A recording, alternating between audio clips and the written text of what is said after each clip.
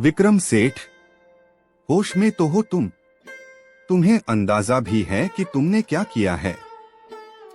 मेरे मेहनती मजदूर को यूं ही खेत से बाहर निकाल दिया। किस हक से तुमने ये फैसला लिया? वो आदमी दिन रात मेहनत करता है और तुमने एक पल में उसकी रोजी रोटी छीन ली। आखिर क्या सोचकर ऐसा कदम उठाया तुमने? जुबान संभाल कर बात कर अर्जुन, क्योंकि अब हालात पहले जैसे नहीं रहे। जिस खेत को तू अपना समझकर हुक्म चला रहा है ना, वो अब तेरा नहीं रहा, अब वो मेरा है। मैंने उसे अपने नाम करवा लिया है, पूरे कागजात के साथ। इसलिए आगे से सोच समझकर बोलना, और याद रखना, अब उस जमीन पर मेरा हक चलता है, तेरा नहीं। क्या बकवास कर रहे हो तुम विक्रम सेठ? ये कोई मजाक नहीं है। वो खेत मेरे बाप दादाओं की निशानी है, मेरी पुश्तैनी जमीन है। उस पर मेरा हक जन्म से है और तुम कहते हो कि वो तुम्हारा हो गया। आखिर कब और कैसे, किस चाल से तुमने ये खेल खेला है? साफ साफ बताओ, क्योंकि मैं ये सब यूं ही नहीं जाने दूंगा। तेरे बाप ने मुझसे कर्ज लिया था अर्जुन, और ये कोई छोटी मोटी रकम नहीं थी। उस वक्त हालात ऐसे थे कि उसके पास कोई और रास्ता नहीं बचा था।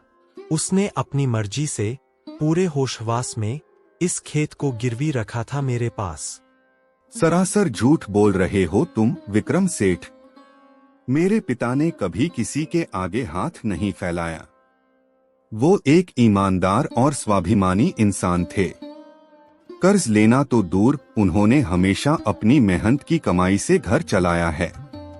अर्जुन, बेहस से सच नहीं बदलता, सबूत बोलता है। ये देख, इन दस्तावेजों पर तेरे पिता के अंगूठे के निशान हैं। सब कुछ कानूनी तरीके से हुआ है, इसलिए अब वो खेत मेरा है। तू चाहे जितना इनकार कर ले। तुमने जरूर कोई धोखाधड़ी की है विक्रम सेठ, ये मैं अच्छे से जानता हूँ। पूरा गांव तुम्हारी चालाकी और तुम्हारे पुराने खेलों से वाकिफ है। तुम जैसे लोग सीधे तरीके से कुछ हासिल नहीं करते, हमेशा किसी ना किसी साजिश के पीछे छिपे रहते हो। लेकिन इस बार मैं तुम्हारी सच्चाई सबके सामने लाकर आएगा। अच्छा, अगर तुझे लगता है मैं चालाक हूँ अर्जुन, तो फिर अपनी अकल लगा और ये खेत मुझसे वापस लेकर दिखा। बातें करना आसान है, हक छीनकर लेना उतना ही मुश्किल। देखते हैं तेरे में कितना दम है।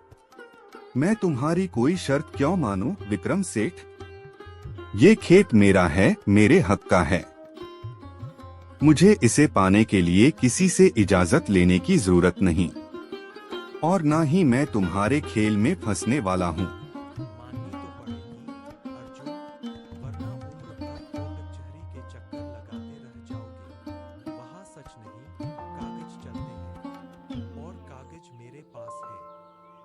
अर्जुन, इसकी बातों में मत आना। ये सीधा खेल नहीं खेलता, जाल बिछा रहा है। इसे पता है कैसे लोगों को उलझाकर अपना मतलब निकालना है। तू बस संभल कर कदम रखना। क्या हुआ, डर गए क्या? मैं तो तुम्हें एक मौका दे रहा हूँ अर्जुन, अपनी बुद्धिमानी और हिम्मत साबित करने का। देखते हैं तुम इस खेल को समझ भी पाते हो या नहीं। अर्जुन, आज तक इसे कोई हरा नहीं पाया। ये खेल बहुत चालाकी से खेलता है। अगर तू इसकी शर्तों में फंसा तो जो थोड़ा बहुत बचा है वो भी खो देगा। समझदारी इसी में है कि तू सावधानी से कदम उठाना। नहीं माधव, मुझे सत्य पर पूरा भरोसा है। सच कभी हारता नहीं, चाहे रास्ता कितना भी कठिन क्यों न हो। और जहां सच्चाई होती है वहां ईश्वर खुद साथ देते हैं। मैं पीछे नहीं हटूंगा। ठीक है विक्रम सेठ, अगर यही रास्ता है तो मैं पीछे नहीं हटूंगा। अब साफ साफ बताओ, तुम्हारी क्या शर्तें हैं? मेरी शर्तें बहुत साफ है अर्जुन। मैं तुमसे 4 सवाल पूछूंगा। अगर तुमने उनके जवाब सही दे दिए तो ये खेत तुम्हारा हो जाएगा। लेकिन अगर एक भी जवाब गलत हुआ तो तुम्हें चुपचाप ये गांव छोड़कर जाना होगा, हमेशा के लिए। अब सोच लो, खेल खेलना है या नहीं। पूछो अपने सवाल विक्रम सेठ। मैं हर चुनौती के लिए तैयार हूँ। सच मेरे साथ है, इसलिए मुझे किसी भी सवाल से डर नहीं लगता। सुन अर्जुन, ध्यान से। मेरा पहला सवाल है, आंसू असल में क्या होते हैं? दूसरा सवाल, वो कौन सी चीज है जो पानी से जन्म लेती है और पानी में ही खत्म हो जाती है? तीसरा सवाल, ऐसा कौन सा सवाल है जिसका जवाब हर पल बदलता रहता है, कभी एक जैसा नहीं रहता? और आखिरी सवाल, मुझे एक ऐसा वाक्य बता जिसे सुनकर एक सुखी इंसान दुखी हो जाए और एक दुखी इंसान को वही बात सुकून दे जाए। अर्जुन, ये सवाल तो नामुमकिन है। कोई भी इंसान इनका सही जवाब नहीं दे सकता। ये सब बस तुझे फंसाने का खेल है। अभी भी वक्त है, चलो यहां से। बेवजह इस जाल में मत फंसो। मुझे थोड़ा समय चाहिए विक्रम सेठ। ये सवाल आसान नहीं हैं, लेकिन मैं इनके जवाब जरूर ढूंढ कर आऊंगा। सच की राह मुश्किल हो सकती है, पर नामुमकिन नहीं। जितना समय चाहिए ले ले अर्जुन, मुझे कोई जल्दी नहीं है। लेकिन याद रखना, खाली दिमाग से जवाब नहीं मिलते, थोड़ा दिमाग भी लगाना पड़ेगा। घमंड अच्छा नहीं होता विक्रम सेठ। हर शेर को एक दिन सवा शेर जरूर मिलता है। आज तुम खुद को अजय समझ रहे हो, लेकिन वक्त सबको उसकी औकात दिखा देता है। देखते हैं किसकी चाल भारी पड़ती है।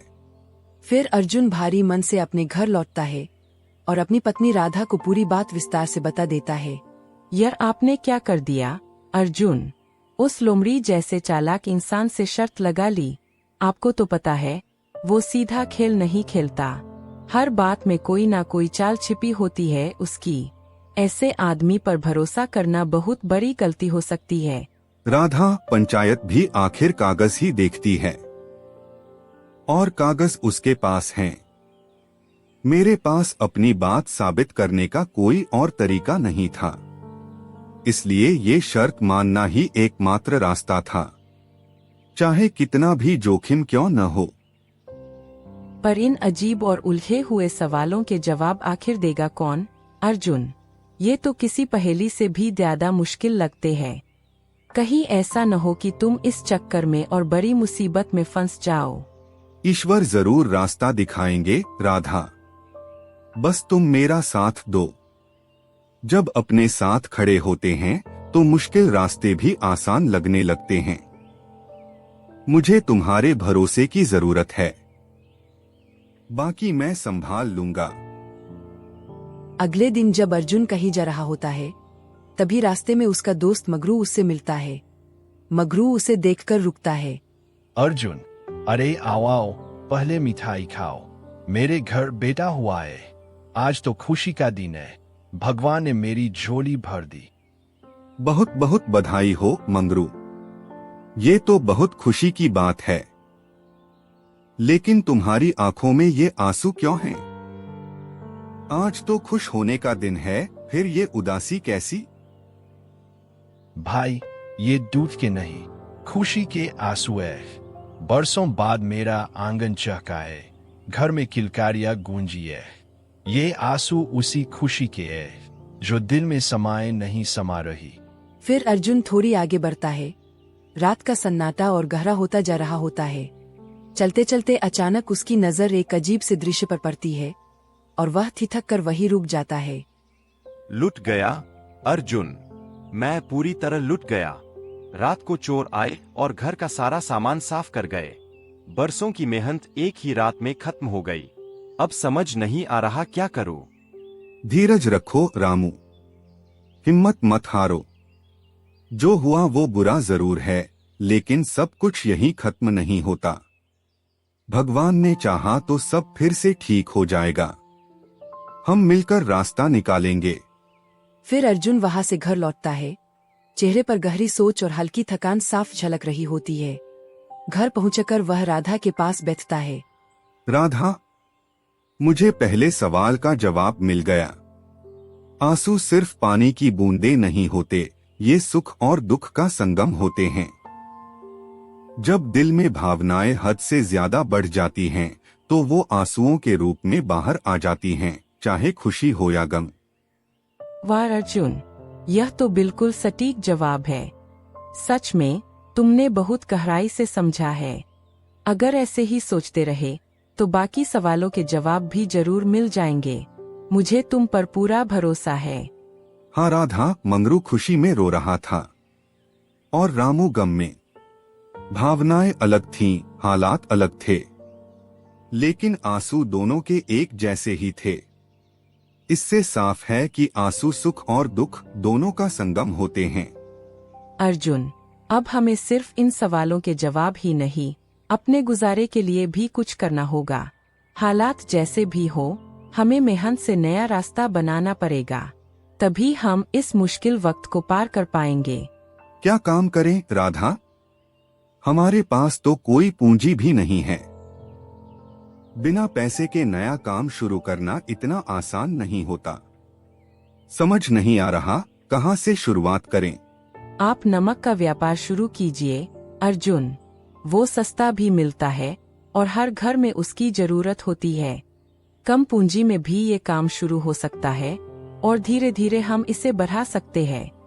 बस शुरुआत करने की हिम्मत चाहिए। ठीक कह रही हो राधा। अभी शादियों का सीजन भी चल रहा है, तो मांग भी खूब रहेगी। अगर सही समय पर काम शुरू कर दिया तो अच्छा फायदा हो सकता है। लगता है यही सही शुरुआत होगी। फिर अर्जुन बाजार जाता है और वहां से 1 नंबर की नमक की बोरी खरीदकर लौट रहा होता है। रास्ते में अचानक उसे एक रागी साधु मिलता है, जो उसे रोककर शांत लेकिन गहरी आवाज में कहता है, अर्जुन भाई, जरा सुनो। मेरे घर 2 बोरी नमक भिजवा देना। काम थोड़ा जल्दी है, इसलिए देर मत करना। तुम्हारा ही भरोसा है मुझे। जी जरूर, अभी भिजवाता हूँ। आप निश्चिंत रहिए, सामान सही समय पर आपके घर पहुँच जाएगा। देखिए अर्जुन, भगवान ने रास्ता खोल दिया है। व्यापार चल पड़ा है और उम्मीद से भी अच्छा रिस्पॉन्स मिल रहा है। अब लगता है धीरे धीरे सब ठीक होने लगेगा। एक दिन अर्जुन बाजार से नमक की बोरियां लेकर आ रहा होता है। रास्ते में अचानक उसका पैर फिसल जाता है और वह संतुलन खोकर सीधे नदी में जा गिरता है। भारी बोरियां भी उसके साथ पानी में गिर जाती है। अरे नहीं, पैर फिसल गया। मेरा सारा नमक नदी में गिर गया। सब बर्बाद हो गया। नमक तो पानी में घुलता जा रहा है। अब मैं राधा को क्या जवाब दूंगा? हमने जो उम्मीदें लगाई थीं, सब एक पल में खत्म हो गईं। आप खाली हाथ लौट आए और चेहरे पर इतनी घबराहट और परेशानी क्यों है? अर्जुन, क्या हो गया? रास्ते में सब ठीक तो है ना? राधा, नमक तो पानी में गिरते ही पूरी तरह घुल गया। सब खत्म हो गया था। मैं तो सोच रहा था कि सब बर्बाद हो गया। अरे, मिल गया। क्या मिल गया? अर्जुन, तुम ठीक तो हो ना? कहीं चोट तो नहीं लगी? तुम ऐसे क्यों बोल रहे हो? मुझे तो और घबराहट हो रही है। साफ साफ बताओ क्या हुआ? मिल गया राधा। दूसरे सवाल का जवाब मिल गया।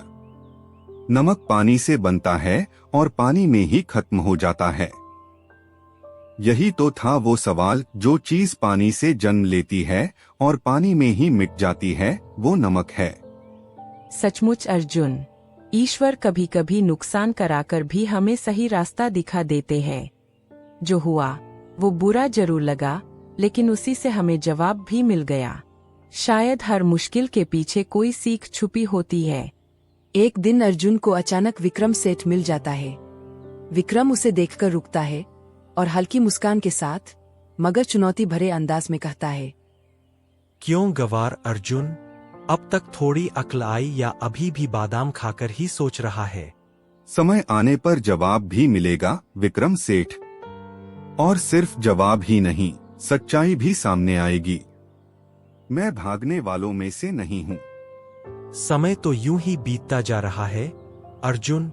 अब भी समझदारी इसी में है कि हार मान लो और मेरी बात मानकर मेरे साथ काम करो। जिद करने से कुछ हासिल नहीं होगा, बस नुकसान ही बढ़ेगा।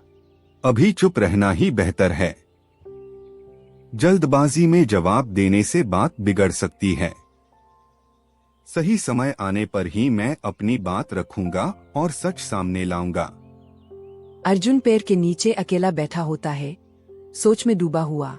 तभी एक व्यक्ति उसके पास आता है और शांत लेकिन रहस्यमयी स्वर में कहता है, भाई साहब, जरा बताइए, अभी समय क्या हुआ है? अभी सुबह के 10 बजे हैं, भाई।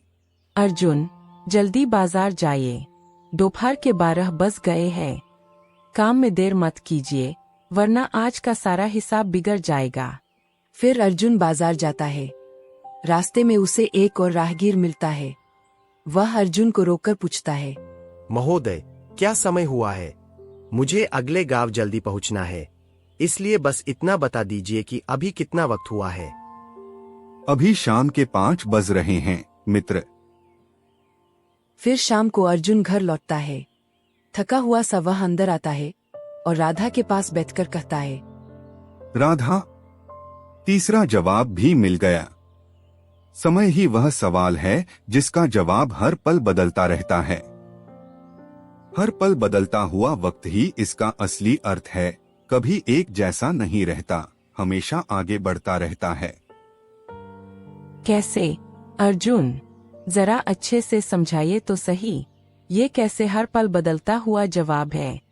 जब भी कोई पूछेगा समय क्या हुआ, राधा, हर बार उत्तर अलग होगा, क्योंकि हर पल समय बदल रहा है। 1 सेकंड पहले जो समय था वो अब नहीं है, इसलिए इसका जवाब कभी स्थिर नहीं रहता, हर पल बदलता रहता है।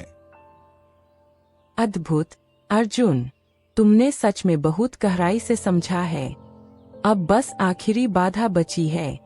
अगर उसका जवाब भी मिल गया तो हम इस मुश्किल से बाहर निकल सकते हैं। बाबा, कर्ज और घाटे ने पूरी तरह तोड़ दिया है मुझे। हर तरफ से हार चुका हूँ। अब जीकर क्या करूँ? कोई रास्ता दिखाई नहीं देता, सब कुछ खत्म सा लग रहा है। शांत हो जा बच्चा, अपने मन को थोड़ा स्थिर कर। बस एक बात हमेशा याद रखना, यह समय भी बीत जाएगा। चाहे दुख कितना भी बड़ा क्यों न लगे, वक्त कभी एक जैसा नहीं रहता, वह बदलता जरूर है। सच में बाबा, क्या सच में मेरे दिन बदलेंगे? क्या ये अंधेरा कभी खत्म होगा और फिर से रोशनी आएगी? हाँ बच्चा, बुरा वक्त कभी ठहरता नहीं, ये भी बीत जाएगा जैसे पहले भी बीतता आया है। बस हिम्मत मत हारना और अपने मन में उम्मीद को जिंदा रखना। ए पाखंडी, आगे बढ़, यहाँ कोई खैरात नहीं बन रही। अगर जवाब लेकर आया है तो सामने रख, वरना बेकार की बातें करने का कोई फायदा नहीं। इतना घमंड बेटा, याद रख, यह महल, यह दौलत और यह अकल सब एक दिन मिट्टी में मिल जाएगी। वक्त किसी का नहीं होता, वह सबको बराबर कर देता है। तू मुझे डराएगा? निकल यहाँ से। मुझे किसी के उपदेशों की जरूरत नहीं है। यहाँ सिर्फ वही टिकता है जो ताकतवर होता है, समझे? ठीक है, मैं जा रहा हूँ, लेकिन याद रखना विक्रम सेठ, यह समय भी बीत जाएगा। आज का घमंड भी एक दिन टूटेगा और सच अपना रास्ता खुद बना लेगा। यह बाबा क्या बोल गया? मेरा अच्छा वक्त भी चला जाएगा? नहीं, ऐसा कैसे हो सकता है? ये सब सिर्फ बातें हैं। मैं ही यहाँ का मालिक हूँ, मेरा कोई कुछ नहीं बिगाड़ सकता। यह सब देखकर अर्जुन दूर खड़ा सब देख लेता है। फिर वह शांत लेकिन दृढ़ आवाज में विक्रम सेठ से कहता है, सेठ जी, आपके चारों सवालों के जवाब मेरे पास हैं। अब कोई उलझन बाकी नहीं रही। क्या? सच में? बोलो अर्जुन, पहले सवाल का जवाब क्या है? आंसू सुख और दुख के प्रतीक हैं, विक्रम सेठ। ये सिर्फ पानी नहीं होते, बल्कि इंसान की भावनाओं का रूप होते हैं। कभी खुशी में, कभी दर्द में निकलते हैं। और दूसरे सवाल का जवाब क्या है अर्जुन? नमक जो जल से जन्मता है और जल में ही विलीन हो जाता है विक्रम सेठ। यही दूसरा उत्तर है जो पानी में बनता भी है और उसी में खत्म भी हो जाता है। तीसरा बताओ अर्जुन, जल्दी बोलो, तीसरे सवाल का जवाब क्या है? समय, जिसका उत्तर हर क्षण बदलता रहता है विक्रम सेठ। हर पल बदलता हुआ यही इसका असली स्वरूप है। और वह वाक्य जो बाबा ने कहा था और जिसने मुझे अंदर तक हिला दिया, वो क्या है अर्जुन? यह समय भी बीत जाएगा। यह वाक्य दुखी इंसान के लिए आशा है और अभिमानी इंसान के लिए चेतावनी। क्योंकि समय किसी का नहीं होता, वह सबको बदल देता है। अर्जुन, मुझे माफ कर दो। तुम्हारी सच्चाई ने मेरी आंखों की पट्टी खोल दी। मैं समझ गया कि मैं गलत रास्ते पर चल रहा था। ये लो अपने खेत के कागज। आज से मैं अपनी चतुराई को भलाई में लगाऊंगा, किसी को ठगने में नहीं।